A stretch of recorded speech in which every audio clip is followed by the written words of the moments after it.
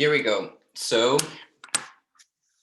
today we're gonna talk about nutrition and physical activity, and this is because so you can understand the basics of nutrition in a way that it's connected to your own fitness journey.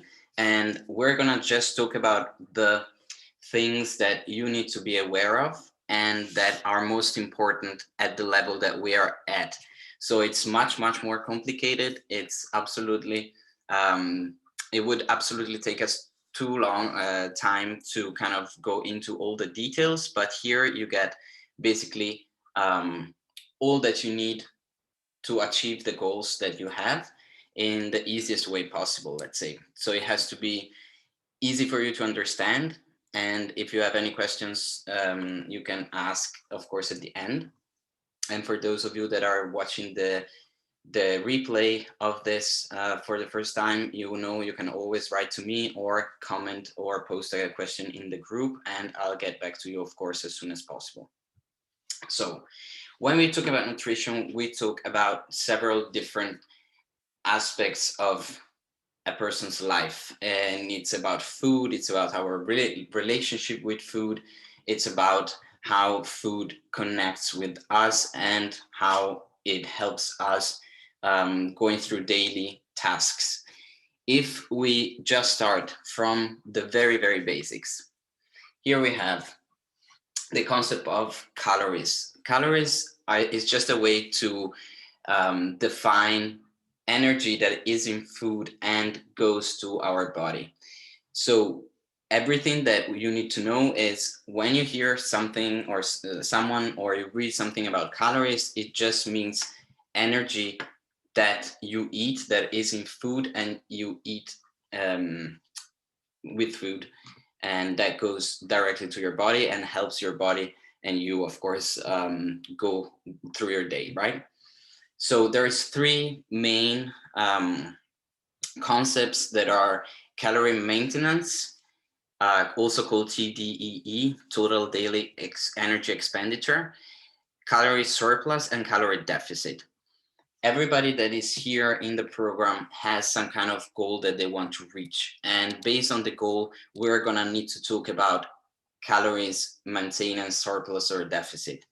When we talk about calorie maintenance, it just means basically that is how many calories, how much energy your body needs to stay the way it is right now.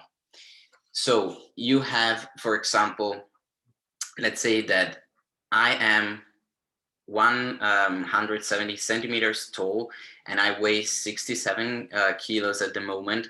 I am 31 years old, and all these various things also put together with how much physical activity I do during my day, what my lifestyle looks like, is gonna require some calories and some energy to make me go through my day and keep the body as it is. These are gonna be called calorie maintenance, all right? The thing about fat loss or weight loss, but I'd rather call it fat loss, weight is a tricky word, and building muscle or, of course, put on weight, it just comes down to two things. That is energy exchange. So if you eat in a calorie surplus, meaning you eat more calories than your body needs to be as it is right now, you will put on weight that is both in form of fat and muscle. Of course, if you train and you've been in the program, you are going to train. And then if you are in a calorie deficit, you eat less calories that your body needs and burns during the day, and this is gonna take you to a fat loss. Sometimes a weight loss, but if you train and build muscle at the same time, weight might stay the same. That is why I call it fat loss instead. And as a rule of thumb, it doesn't really matter what you eat because it is only a matter of calories in and calories out. So technically, it does not matter what you eat. You can definitely lose weight by just eating McDonald's every single day for all of your meals if the calories you're taking in through that food are still less than your body needs or that your body is burning throughout the day. That doesn't mean that it is a good thing. because it is important what you eat in terms of nourishment and optimal results, your lifestyle, your health in general. So of course, I would never recommend to go on a fat loss based on eating McDonald's every day, because that will get you to a fat loss if you're in a deficit anyways, but it's not gonna give you optimal results and optimal health and nourishment, and it's not gonna provide you with the right sources of energy. And of course, the body is not gonna perform as like optimally. So it is important what you eat, and we're gonna get into this later on. But that was just to make you understand that it is a matter of calories in and calories out, meaning basically portions or amount of food that you eat more than what you eat. And this is something that nobody, like not always we talk about, because you always have this kind of diets that promote certain foods as being the best fat loss foods and stuff like that. But it just comes down to calories. We have like if you look at energy, meaning again calories, but let's call it energy right here at least. Where does this energy come from and how it is used? So of course, energy comes in from food and from what you eat, and as we just looked at how much you eat, how many calories you eat, how much energy you take in, and how we use that energy, how many calories we use to do things is your basal metabolism. So the like how much you eat, digest, etc., and how much you burn by doing things. Then it's physical activity, right? So whatever you do on top of just being, you do use calories also to just walk, breathe, move, and that is just the basics activities that you do. Then you have physical activity that it can be you go for a run, you do a workout, anything that requires you moving. And of course, there is a thermic effect of food. So the food that you eat is also going to need to be digested. And this means that your body is going to use energy, use calories to digest the food. So it's a little bit paradox, but you do use energy and calories also to burn and digest that food. So that's also something that we need to remember. How do we use this energy? As you can see, basal metabolism is 60-65% approximately. Things are more complicated than this, but this is just to give you an idea. So 60-65% of the energy that you use is basically just your body living and doing the basic daily tasks. On top of that, you have a physical activity, so everything that kind of requires you moving and interacting with the world or doing workouts, etc., and that is 25-35%. And then that thing that we were talking about digesting food, and the thermic effect of food is very small amount, and it's about like 5-10%, depending on what you eat. Of course, you need to remember, and I really want to spend a little bit of time on this before we go into the more technical things. You need to remember that it's not only about food and physical activity when it comes to nutrition, and when we do want to achieve a goal and achieve a certain lifestyle. We do have human needs. We're all humans, we have different needs, and of course, nutrition is a part of those needs, in the sense that you have physical needs at the bottom of this pyramid. For example, in yellow there, you see we have physical needs that are like water, food, clothing, shelter, rest. These are, of course, human needs that we all know about, and we actually, like otherwise we would die if we don't drink and eat, for example. But we also have a lot of other needs that cannot be overseen.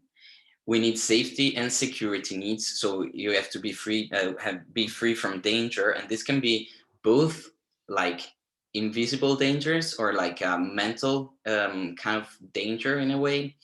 That could be, for example, a reaction that you have to stress and unseen, unforeseen things that happen, and a financial security. That's why you stress a lot about, for example, your economy. Can I pay my bills, etc., etc.? If you have those things, you are much more safe within yourself, and those needs are fulfilled.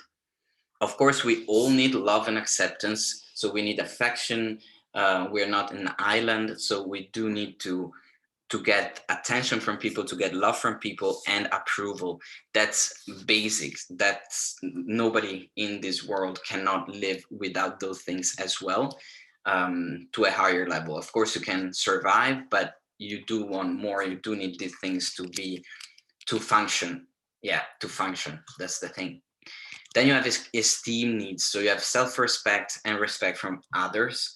And this, I would say, is not something that a lot of people would talk about when eating, when talking about nutrition and eating. But if we do not have self-respect and respect from others, we would, like, our self-esteem will for sure like lack. And this is gonna, of course, have an influence also on how we eat and how we live. At the end, at the top of the pyramid, we have self-actualization needs, meaning we want to reach a personal goal. We want to help others. We have something more than just living and surviving. We just want and crave more. We desire more from our lives. That is why we're in a continuous development within ourselves and self-development. And that is also why you're here. You do have this need of reaching a goal, a personal goal. And that is why you're actually watching this video right now. That is also to say, to connect it with stress, to connect this discussion about nutrition to stress, because if we don't have those needs fulfilled, at some level, we're going to be stressed.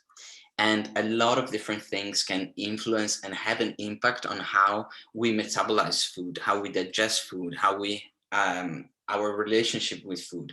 And stress is absolutely a huge factor that truly not a lot of people touch upon, and not a lot of coaches talk about, and not a lot of nutritionists or dietists touch upon.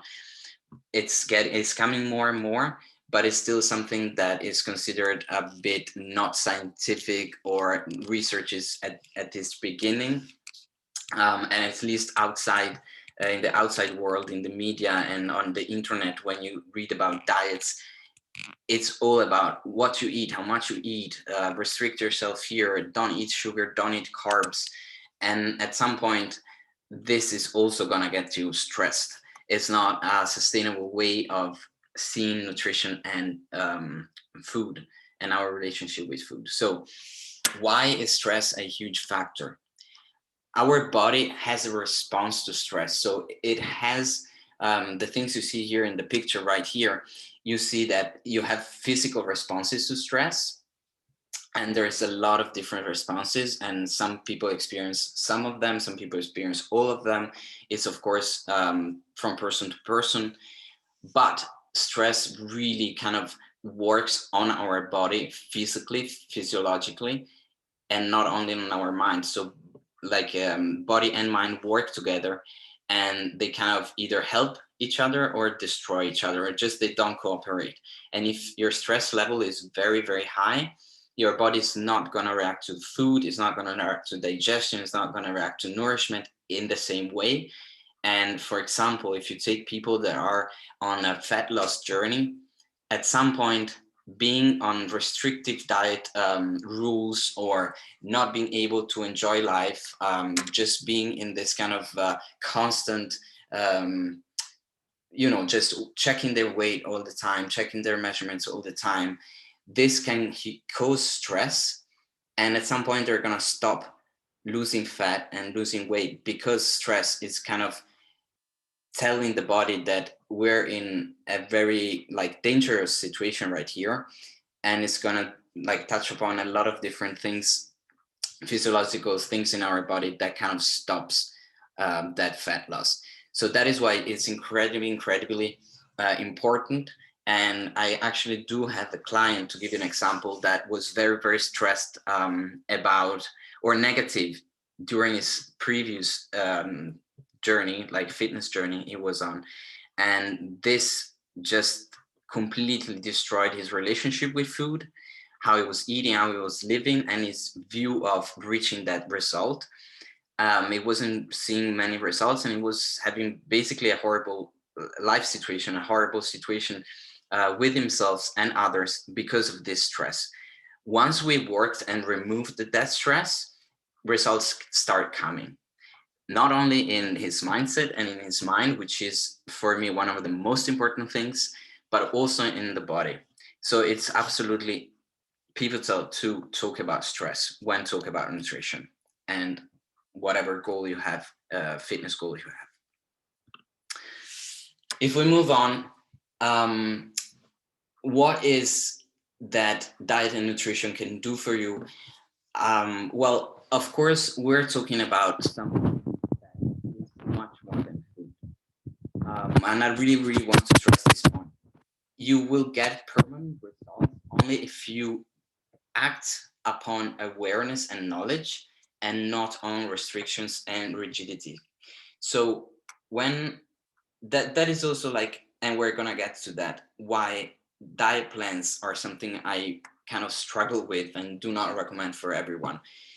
If you just have restrictions and you're rigid, and for example you have something like um, you don't eat carbs and you don't eat this and you don't eat that, that is basically um, just first of all stressing your body, and second of all it's also gonna not teach you anything about who you are, how you react, what's in the food. Like, it's just going to be something that you're doing but not something that you're aware. And the second you're aware about this, you can change things, because if you're not aware of a pattern of behavior that you have, you cannot change it. You just are on autopilot. So through, if you take diet and nutrition as awareness and knowledge, you are going to be aware of your feelings with food, your eating patterns, what triggers you eating in a certain way, what's your preferences, what do you love, what do you hate in food, your daily needs, right? And also how your body reacts and feels towards specific foods.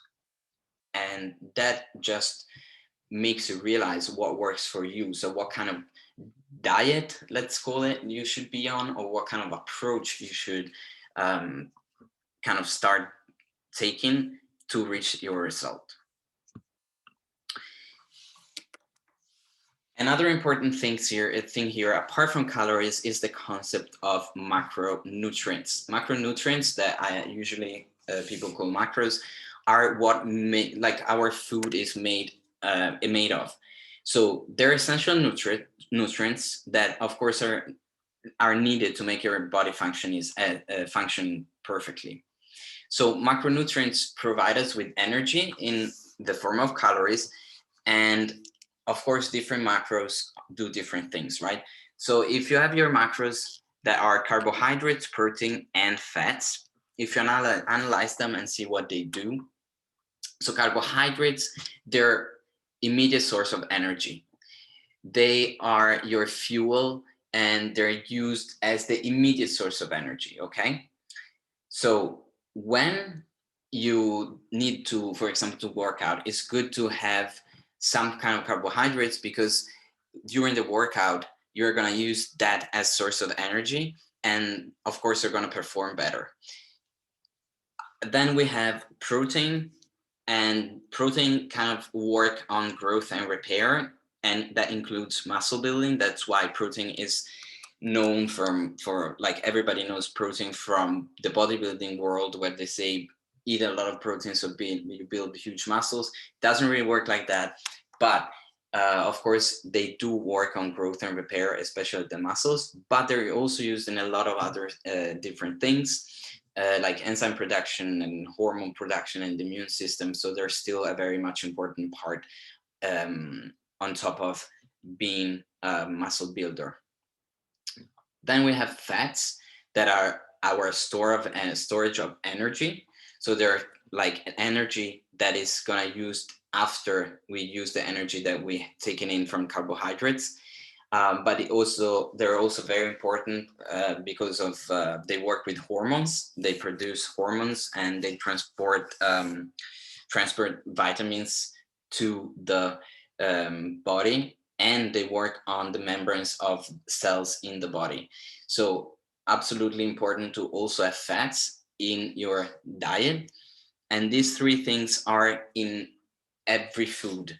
Every food is built on these three things. Some foods have more of one of these, and that's why, for example, they're called carbohydrates or carb rich foods or protein rich foods.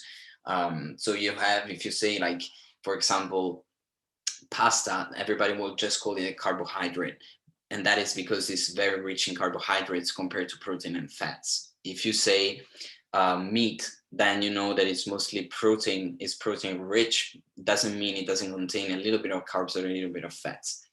There's um, a few foods that maybe don't have one of these, and that could be, for example, some meats and fish that doesn't really have carbohydrates, but it only has protein and fats, or at least mostly. On top of macronutrients, you do have micronutrients, and called also micros. There are vitamins and minerals. Vitamins and minerals are absolutely important because they support every single vital function of the body, and on top of course, keeping your immune system strong and healthy. Vitamins and minerals, it's basically what you mostly find in vegetables and fruit. That's why everybody tells you to eat a lot of vegetable and fruit, because they really they're really essential to your functionality of the body, right? If we look at what's more important when you're on a fitness journey, is like there's some, as a rule of thumb, what you should mostly look at is your calorie intake. So how many calories you eat and how many calories you burn. So if you look at the pyramid here, you have calories on top. That's the thing you should mostly focus on to reach some kind of result. Then you need to see the macronutrients division. So how are you actually eating enough of all of those? Then you can look at the micronutrients. Then there's things like meal timing, when during the day you eat what and how much of, and supplements at the very end, because that's just something that you can take if you cannot eat enough micro and macronutrients through food.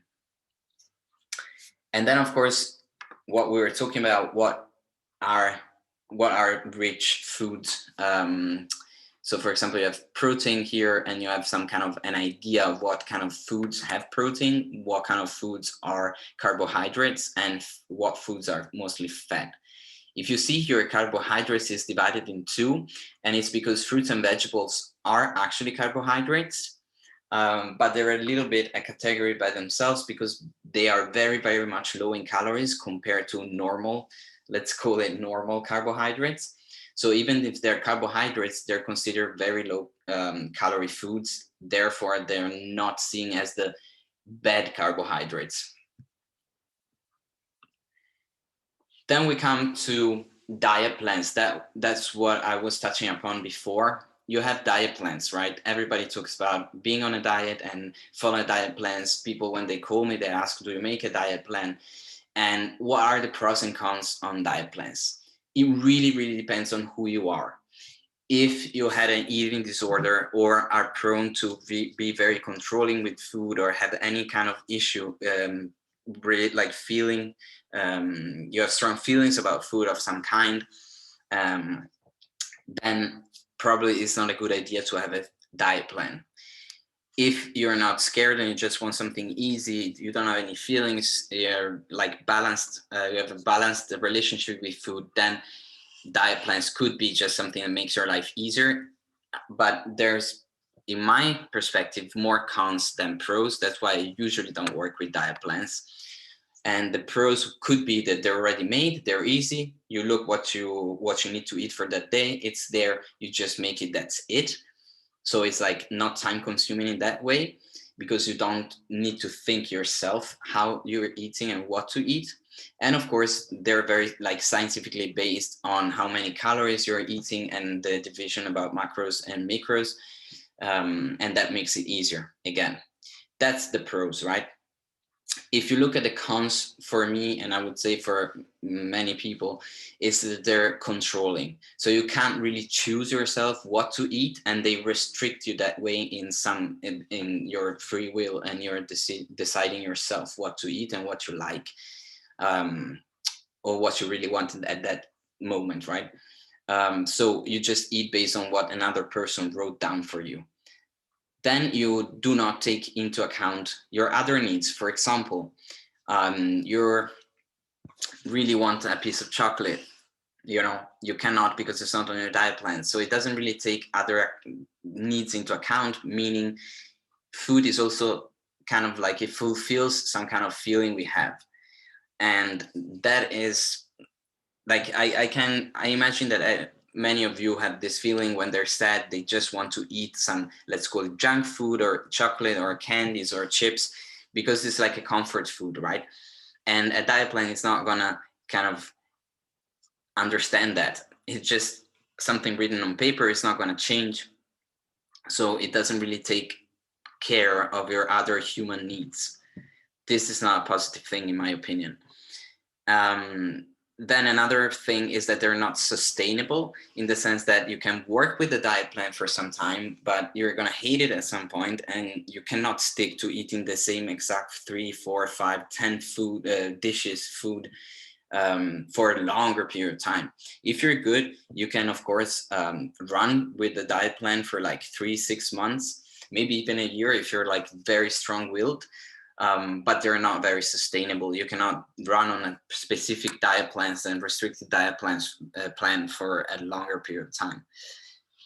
And what it makes me not work with diet plans, but want to teach people and make people aware of what they're doing with food and nutrition, is that they make you less aware. So you're just on autopilot. You do what it says, the plan says. You're not aware of how you're feeling, what you actually want at that moment, what you're doing, if you're eating because you just want to eat, or if you're hungry, or if you're bored, what is going on inside of you when you have this need for food. Plus you don't learn anything about nutrition. People that use diet plans just get a plan, they follow that, but they haven't learned why they're eating that way, why they're eating so many calories, what is in their food, what food contains what, etc., etc. So they just do something, but they don't learn anything about nutrition. So how do you do if you don't have a diet plan? So different people have different needs. Again, some people are okay with tracking calories. So you have some apps that you can use on your phone to track your calories. There's 7,000 out there. They do all a good job. It's very easy. It's very intuitive. So you just basically track what you're eating. You weigh the things on your kitchen scale. You put it in, and then it's gonna tell you how many calories and what macros and micros that food has, and put it all together for you. So it just requires that you have set in your data and weigh your food and make your portions right to hit that number of calories that it says, plus the grams of protein, carbs, and fats, and all other different things that you might find in these apps. So that is one way. It's going to take time, a little bit of time, to kind of weigh the food, but at some point you're going to get so much knowledge about what's in the food that you kind of can eyeball it. So at the beginning, it's probably a good idea, if you can and want, to kind of track a little bit to see where you're at before you learn how to do it by yourself, and just up until you kind of have an idea of what you're doing. Of course, it's very good to do calorie tracking for people that really want to go more scientific about it, that really kind of feel safe in tracking the calories, so they don't have to think about, okay, is this too much? Is this too little? So that is why some people really want to just keep tracking, because it's easier for them. It takes maybe 5 minutes more of their time, but they feel safe that everything is in an app. They are not doing anything wrong or right, and they just feel safer. So that's just a way that you can do. Another way could be intuitive eating. So you just, for example, listen to your body. You just eat when you're hungry. You understand how you work. You really, really are talking to your mind, like checking in with your mind and understanding what kind of what kind of foods you need at that moment, if you're hungry or you just want to eat because you're bored, and okay, I need to eat my vegetables, so you do eat your vegetables. It's much more intuitive, but you're not sure how many calories you're eating. But you can go to an intuitive eating kind of approach after, for example, you track your calories for like 2 weeks, 1 month, and you get an idea. That's a way of doing it, for example, because that is going to be something that you can do for the rest of your life once you learned. Another thing could just be working on plate sections. So if you have a dish like you have here, you have like, okay, this is your portion, then you have vegetables and fruit, protein, whole grains, water, and then you have a little bit of fats on the side, for example. So you have all your things in a meal, and you cannot just divide the plate this way. Or there's a lot of different plates kind of schemes, and you can just find the one you want and the one you feel kind of suits you. But these are some of the things you can do, and the most well-known, the most used. Then it's like, okay, there are so many different diets, and people that are come in and have a consultation with me, they all tried, well, not all, but like the majority of people tried a ton of different diets, and some of those work, some of those don't work for them, and that doesn't really depend on the kind of diet. It depends on the time in their life, if they liked what they were doing, if it was too restrictive, if they were in a good place in their mind doing that, etc., etc., if they were motivated or anything else that kind of can have an influence. So you have keto diet, you have Mediterranean diet, you have intermittent fasting, you can be vegan, you can have low carb diet. I mean, there's like, these are just some of the examples. But there's thousands and thousands of diets out there, and they are all based on some kind of presumptions or just some kind of approaches that should make it easier for you to achieve, for example, fat loss. And that is, if you take, for example, let's say low carb diet. Of course, carbs have a lot of calories, or like they do have quite a good amount of calories. So if you're low in carbs, probably it's kind of automatically that you lose some kind of weight. But it's also a very sad life if you really like carbs, right?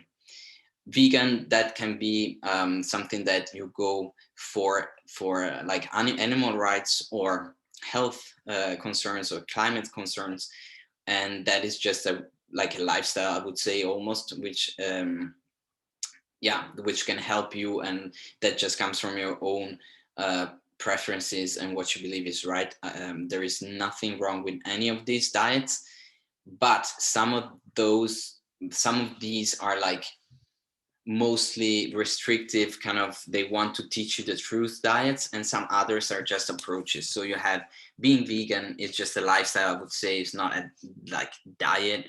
Being vegetarian, flexitarian, pescatarian, those are kind of just like, that's how you are, that's how you eat.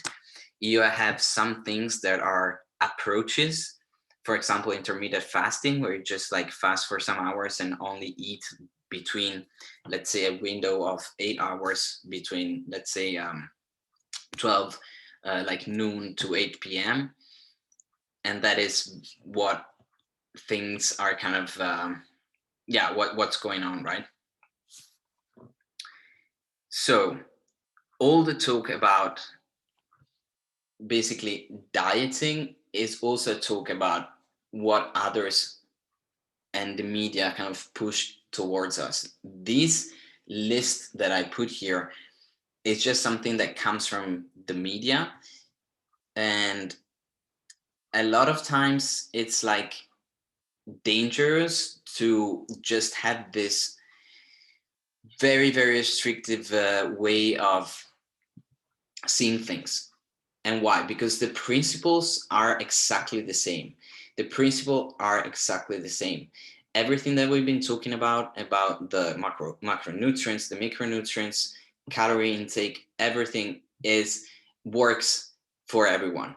And this different diets are just some different ways to do things.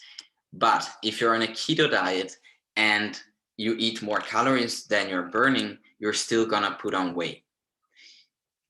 So it's not something that is scientifically proven that one diet is better than the other. If you follow the same principle, it's gonna be the same. So that's important to remember, because some of the things are very much just marketing based. So to summarize and see what to do for what you should be aware of and what you should do, and what we're gonna work one-on-one, what I'm gonna work one-on-one with you, is that we need to analyze your diet. You need to analyze your diet. I'm gonna help you, of course, because you're in the program, but in general, you need to analyze your diet. And important, very important to me at least, is analyze your feelings related to food and your relationship with food. Without touching upon that, we're never gonna be able to do anything. We are human beings. We have feelings, and we actually have feelings about food too, and how we eat is actually a very, very huge part of our day, and we all know that. Then you need to be aware as much as you can about having these feelings. You need to be aware of hunger, how you experience hunger, what's okay with you. You need to be aware of what foods you love, what foods trigger you, what situation triggers you, and how that changes your relationship with food and nutrition, and how that is gonna have an impact on results. Of course, you need to know that this is a process and it takes time to learn everything about nutrition. So, example, to learn that chicken has more protein than carbs, that pasta is mostly carbs, what is what, and etc., how to track things, how to approach diet. All this is just something that takes time. Once you get it, once you've done it for some time, it's going to become a routine, and you don't really need to think about it anymore. But it does take time.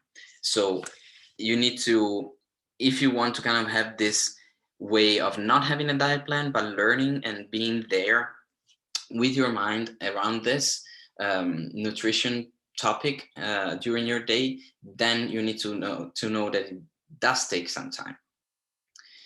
And then lastly, choose one method, try it out and see. And that is, of course, to need to be based on your lifestyle, your goals, your personality, your preferences. It needs to be based on you. And it doesn't really need to be a specific diet. It doesn't need to be a specific approach, because you can, of course, change through time what you want to try and what to do. But you just need to try one at the time and see how your body reacts. It can definitely be that you feel stronger on a vegan diet. It can be that the case that you feel stronger or you feel better mind clarity, for example, with intermittent fasting. It can be that you really love to track calories because you feel safe about it and you want to keep doing for the longest time ever. Some people might find interesting to just use an intuitive approach to food, because that works best and they actually can see results anyways. So it is a matter of trial and error, and you really need to be aware of things.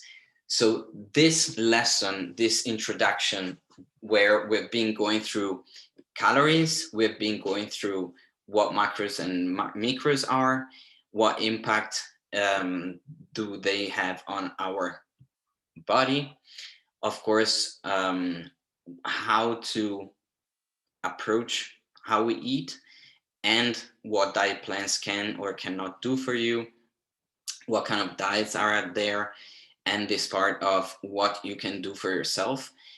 All this is to kind of make you understand how the basics of nutrition work and what you really need to know if you want to start changing some nutrition or regimens, or start work with nutrition to help you achieve your goals, right?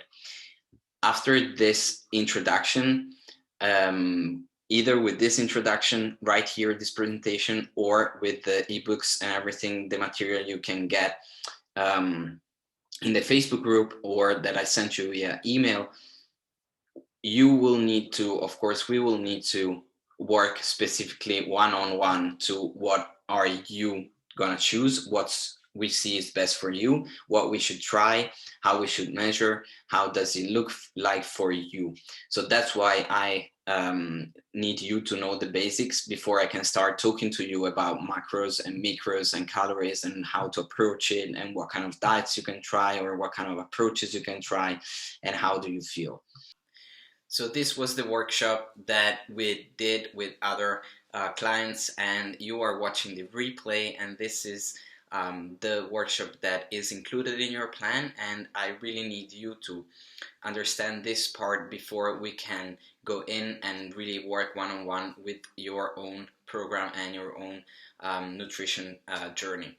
So now that you have the basics and the tools to understand me when I will talk to you about what we were gonna be doing, I really hope you can take it with you and kind of reflect upon what I said and also see the information you got into, like how it could fit into your own situation and your own life.